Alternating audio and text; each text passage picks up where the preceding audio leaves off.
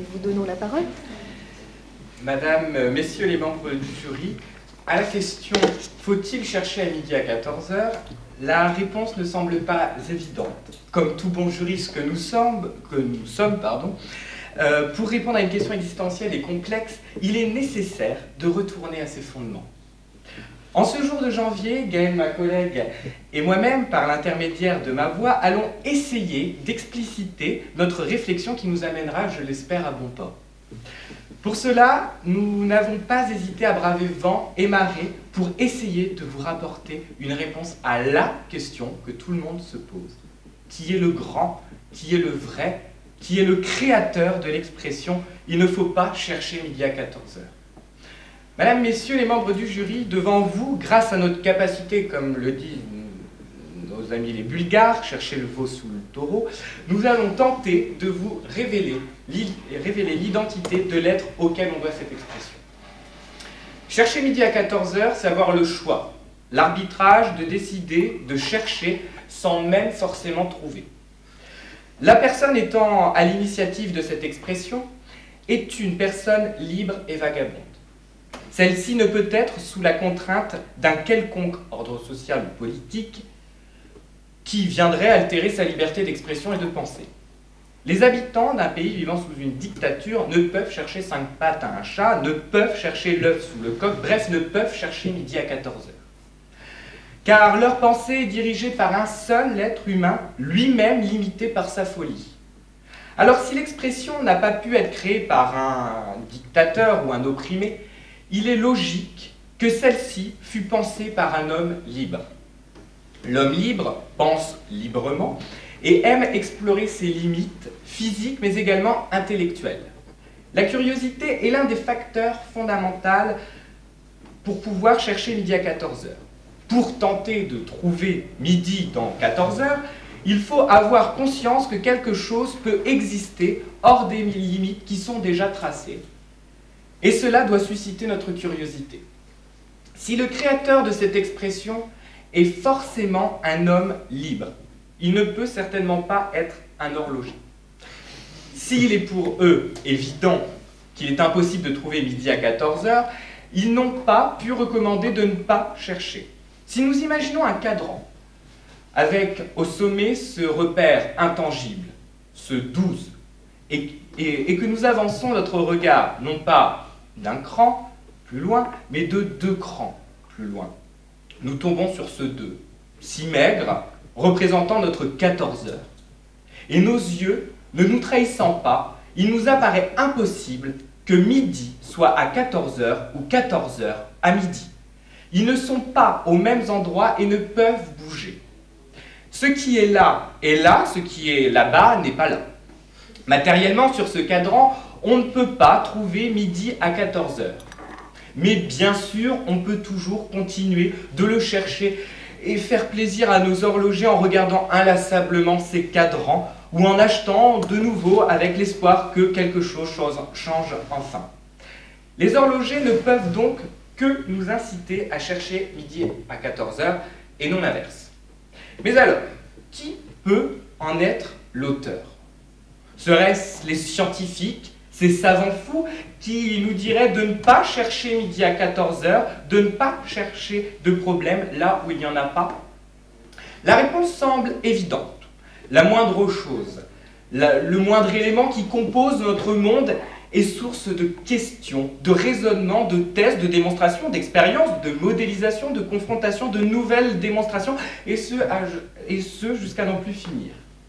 Un scientifique ne peut par nature se contenter de ce qu'il voit et de ce qu'il sait.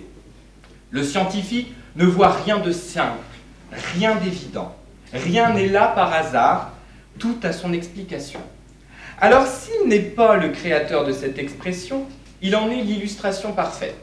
Sa vocation même est de chercher midi à 14 h, de ne pas se satisfaire de l'évidence pour aller chercher toujours plus loin ce qui paraissait jusqu'alors impossible. À quoi ressembleraient nos connaissances du monde si les scientifiques ne cherchaient pas midi à 14 h? La Terre serait toujours plate, l'homme aurait toujours été homme, et la moindre catastrophe serait l'œuvre de quelques dieux mécontents. Le scientifique est bien à l'origine de beaucoup de découvertes, mais certainement pas de cette expression. Mais alors, ce pourrait-il être l'œuvre de ces juristes, toujours droits et appliqués, qui ne cherchent pas plus loin que l'évidence? Pourquoi chercher des problèmes là où il n'y en a pas? Pourquoi faire des plans en 3 parties alors que 2 suffisent? Pourquoi chercher à faire compliqué lorsque la vérité est sous nos yeux? Si l'évidence est flagrante et si la simplicité suffit pour l'exprimer, pour le juriste, il n'y a pas à chercher midi à 14 h. Mais le juriste ne peut être à l'origine de la généralité de cette expression, puisqu'il en prend lui-même plaisir à regarder tout autre non-juriste chercher midi à 14 h lorsqu'il tente par lui-même de comprendre quelque chose à ce monde si lointain, presque étranger que le monde du droit. Si l'auteur n'est ni un horloger, ni un scientifique, ni un juriste, pourrait-il être alors un littéraire? Les littéraires que l'on peut rapprocher aux artistes sont souvent perçus comme des personnes ayant un esprit dit artistique. En effet, leur esprit libre, ouvert, leur permettent de voyager à travers des mots, expressions, peinture, musique et j'en passe. Le littéraire est souvent un être nostalgique qui aime se ressasser le passé. Le passé est l'une des sources principales de l'écrivain. Si l'on poursuit notre enquête commencée avec ma collègue Gaëlle ici présente, nous pouvons comprendre que l'homme, en cherchant midi à 14 h, a le désir de retrouver 12 h à la place de 14 h. L'auteur de cette expression étant un nostalgique, le littéraire pourrait bien être à l'initiative de celle-ci. Cependant, les littéraires ne sont pas des mathématiciens. Il est donc improbable qu'un littéraire ait utilisé de si grands nombres pour construire une telle expression. Et si finalement, il ne fallait pas chercher si loin l'origine de cette expression? Souvenons-nous de la première fois où nous l'avons entendue.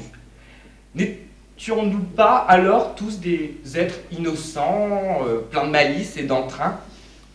N'avons-nous pas tous déjà reçu cette réponse à nos multiples, innombrables et infinis « Pourquoi ? Pourquoi le ciel est bleu ? Pourquoi l'eau mouille ? Pourquoi mamie a la déride ?»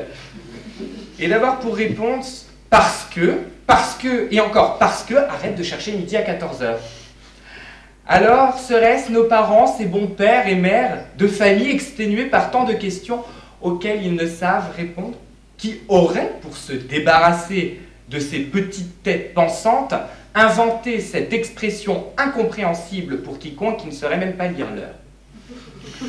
Ce serait là une solution bien lâche pour des parents fort courageux par ailleurs, et surtout bien inutile puisqu'elle ne conduirait inlassablement qu'à un énième « pourquoi »,« porque »,« why »,« warum ». Mais alors, d'où peut provenir cette expression? Je crois que nous sommes arrivés au bout de nos préjugés et notre mission semble avoir échoué. Il est impossible de remonter à l'origine de cette expression, mais ce qui est sûr, c'est que chacun, le fin penseur, le littéraire, l'artiste, le scientifique, le juriste, qui ont pu chercher un jour ou l'autre, plus ou moins patiemment, midi à 14 h. Chercher midi à 14 h ne serait-il pas finalement le propre de l'homme? Et qui donc aurait pu aller à l'encontre de cette nature, demandant de ne pas chercher midi à 14 h, si ce n'est un jury fatigué, lassé d'entendre ces étudiants qui ont choisi la complexité, qui ont tenté de chercher, mais qui finalement n'ont pas trouvé midi à 14 h. Merci.